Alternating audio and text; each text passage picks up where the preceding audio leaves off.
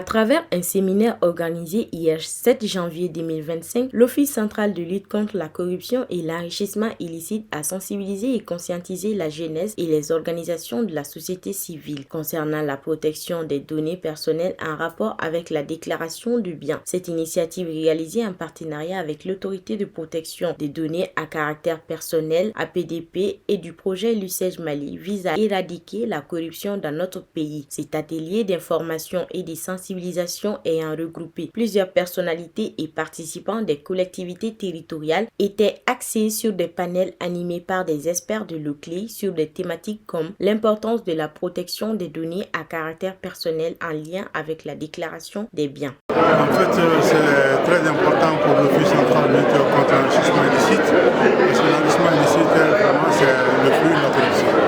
Nous devons sensibiliser les jeunes pour que demain, ils ne soient pas les pratiquants et pour prévenir la nation.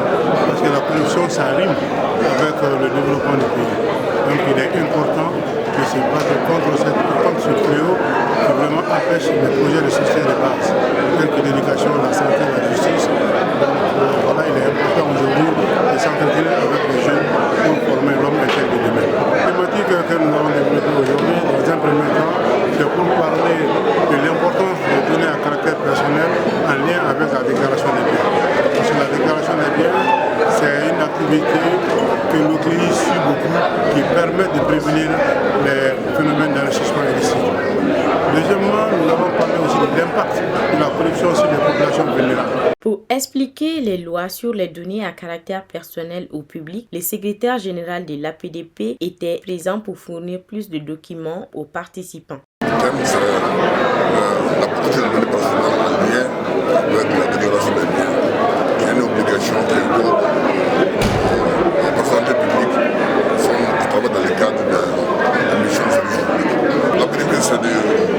L'APDP, c'est pour rassurer les gens, les autres, sur les instituts, que bien que la loi leur impose une obligation de leur vie privée, les éléments de leur vie privée, mais la loi, le même loi avec des garanties de garde qui n'est pas assez des risques de compromission de la vie privée. Donc ça veut dire quoi?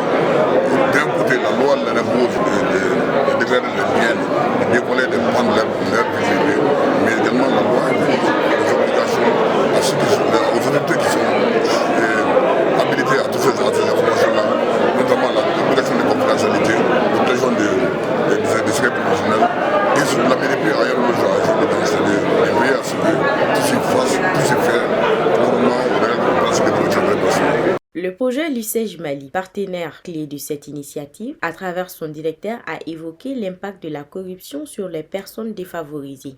Notre motivation réelle est que nous sommes convaincus au niveau du projet Lucège, qui est une initiative mise en œuvre par l'École nationale d'administration publique et financée par Affaires mondiales Canada, que la lutte contre la corruption requiert la mobilisation de tout le monde, de toutes les entités, de toutes les parties de la société, et que c'est seulement à travers l'information et la sensibilisation que les mentalités peuvent changer. Présidé par le ministre de la Jeunesse des Sports chargé de l'instruction civique et de la construction citoyenne Abdoul Kassim Fomba, ces panels ont principalement enregistré la participation des jeunes qui ont bénéficié des conseils et recommandations du chef de département. Dans ce cadre-là, je pense que ces initiatives-là vont nous permettre de pouvoir répondre nous-mêmes à cette propre question à travers les informations qu'ils veulent donner, mais également à sensibiliser autour de nous, attirer l'attention des jeunes. Il ne faut pas forcément prendre de l'argent pour pouvoir faire des choses qui pourraient aller à l'encontre de la communauté.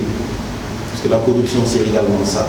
Je pense que les jeunes, des fois, pour des actions de facilité, contribuent énormément à cela. Et nous devons lutter contre ça.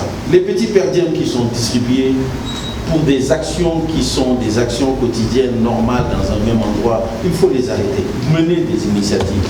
On ne doit pas payer des jeunes pour venir assister à cette session ici. Parce que c'est un financement pour les jeunes, mais c'est d'utiliser cet argent pour créer d'autres types d'opportunités, d'autres types d'initiatives au profit de la jeunesse.